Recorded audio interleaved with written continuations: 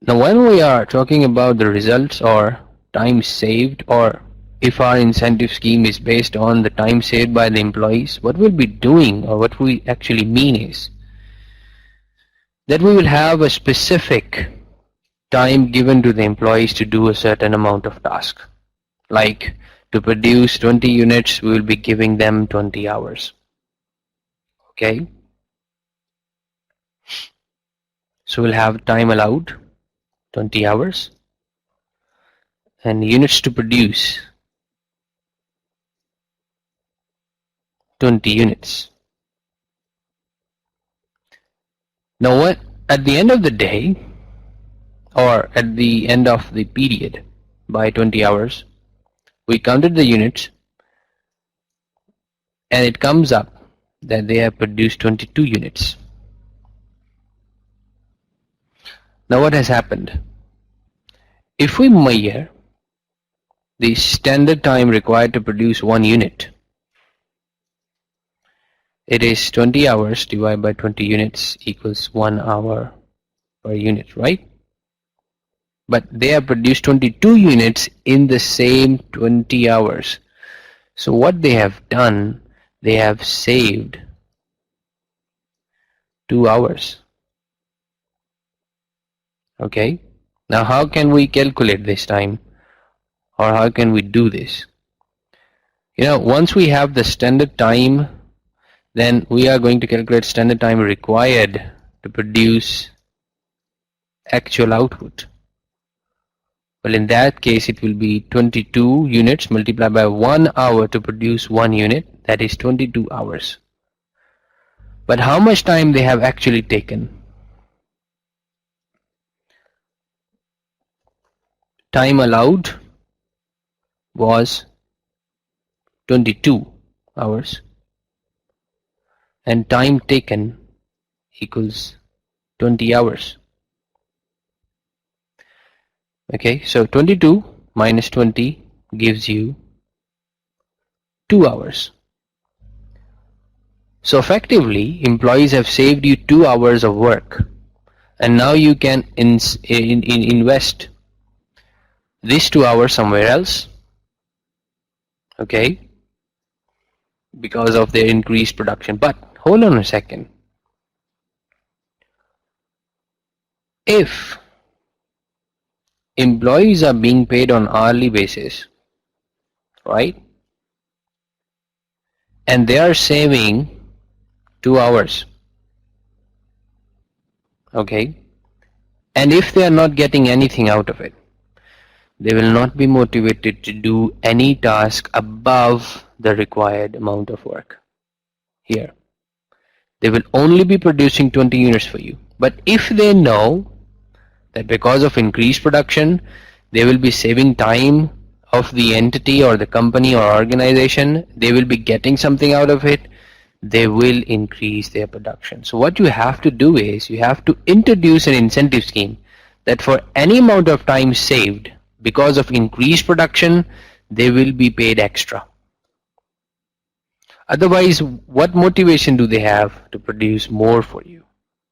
So that's what I'm saying, that in order to have them motivated to increase their efficiency, you need to give them some benefits, and that's where your incentive schemes are going to help you. Okay, but hold on, let's continue our discussion and let's understand that how introducing the incentive scheme in this case will help us. Okay, if you have any question so far, you can ask me. All right, let's understand that if we are paying employees at 5 per hour, $5 per hour, okay, at the moment, that means the actual efficiency at the moment is 100%. That is, they are using every time they have to produce the unit at 100% efficiency, or it can be less than that.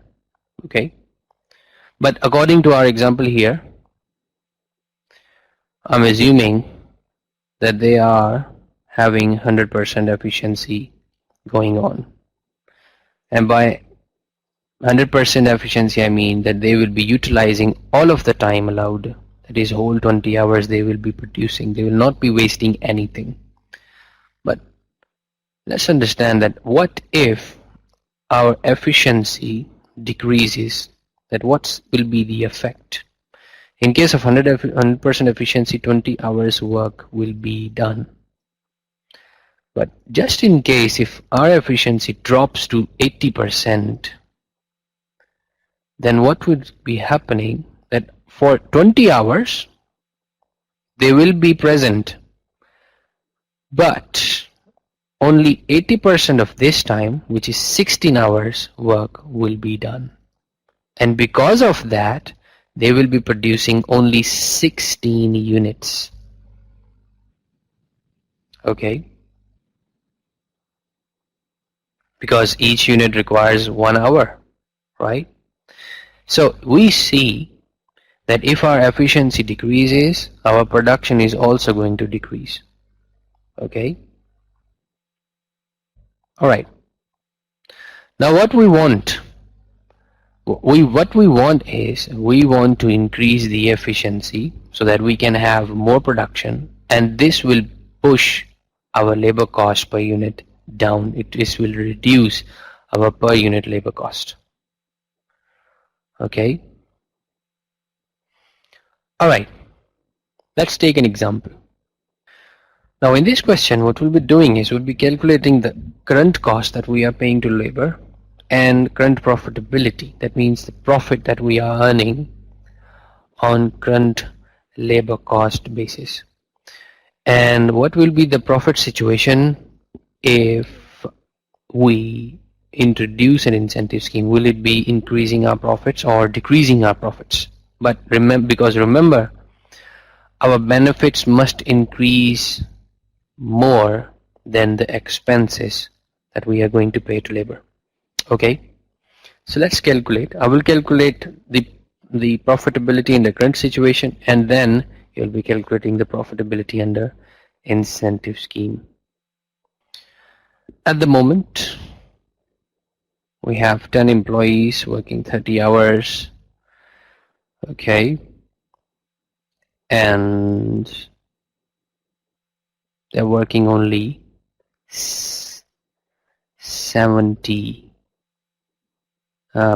of the time. Okay, and also each employee hold on. Okay, let's calculate the actual time worked before, then calculating the effective time. Actual time worked is total time minus idle time. Okay, now total time is 30 hours each employee. Number of employees are 10. This gives us 300. Okay, and each employee is idle for 1 hour. That comes up 30. So actually they are working for how many hours? 270 hours. Okay, and out of this 270 hours, they are effectively working only 70% of the time, which is how much? Where is my calculator?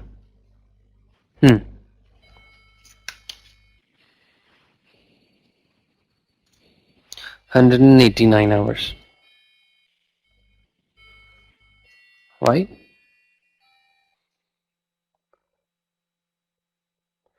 Now, if each unit is taking 1 hour, then how many units are we producing? Well, number of units produced can be calculated as 189 divided by 1 gives us 189 units. Okay, right. 189 units produced, And if we are selling it for $15, then how much is the revenue? It's 2,835. Okay. Now how much are we paying to employees? Well, how many hours they are working? They are working for 300 hours. And for each hour we are paying them $5. So it comes up 1,500 wage.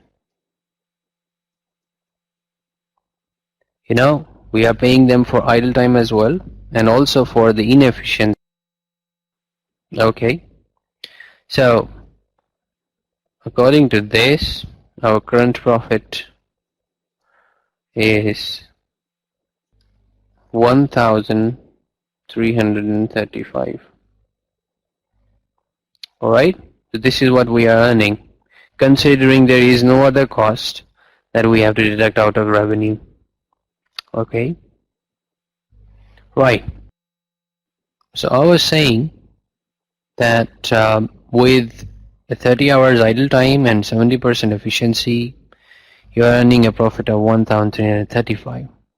Now what I want you to do is calculate the profitability if we introduce an incentive scheme.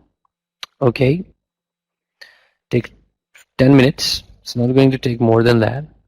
Calculate it, and after that we'll be discussing it on the whiteboard. Okay, now let's calculate the profitability under the proposed incentive scheme. First of all, we have to calculate actual time worked, which is 300, and as supervisor is convincing us that there will be no idle time, so a whole 300 hours worked will be done, but effective hours will be 85% of this.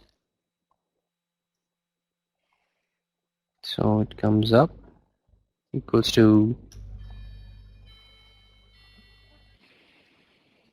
255 hours.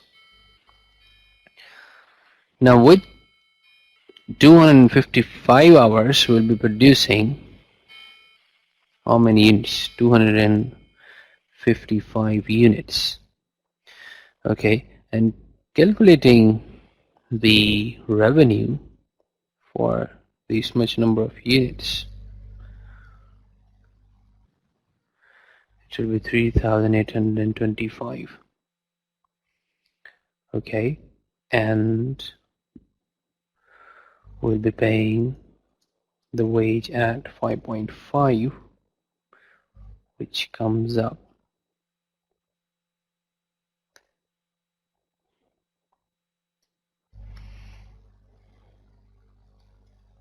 $1,650. So profit in this case will be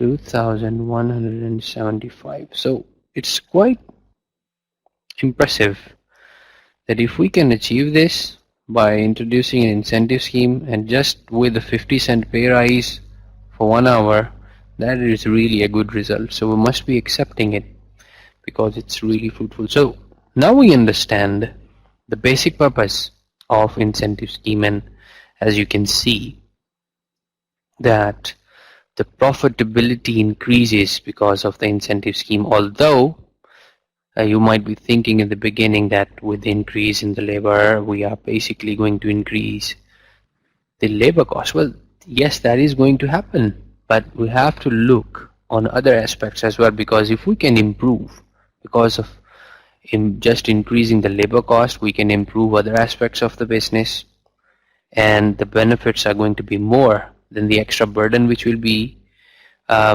taking to introduce an incentive scheme. Then there is no harm in going with the incentive scheme and introducing it. Also, we can talk about the unit cost in here. For example, here if we calculate per unit cost of labor, then it was 1,500 that we were paying in total, and we were producing 189 units, and our per unit cost was 7.93, so it's almost equal to $8 per unit. Okay, whereas in here we were paying 1,650 and we were producing 255 units, and I see that there is going to be a dramatic decrease in the labor cost per unit. So definitely it's coming up 6.47, which is 6.5. So $1.50 decrease for every unit you are producing in terms of labor. That is going to be a good achievement if we really achieve this much efficiency and reduction in idle time by just increasing 50 cents per hour for labor. So that really helps us understand that why incentive schemes are good and why we should be going for them and the real purpose of incentive schemes. Okay, just to add up in something that we have just discussed, the methodology that we have that we had in this example and that what we discussed here was basically high day rate system. Okay, we have just gone through a practical example of high day rate system, and what does we do in this scheme is that we expect that with an increased wage rate per hour or per day or for a particular period of time, there will be increased output. And what we are trying to achieve is we are trying to achieve high profitability or reduction in per unit labor cost, and that's what we have seen as well in our example, that when we increased our per hour rate of wage, then we have achieved the increased efficiency and also decrease in idle time, and because of that we were able to produce more units, and that pushed the labor cost per unit down to $1.50 by $1.50, sorry. Okay, so this is high day rate system.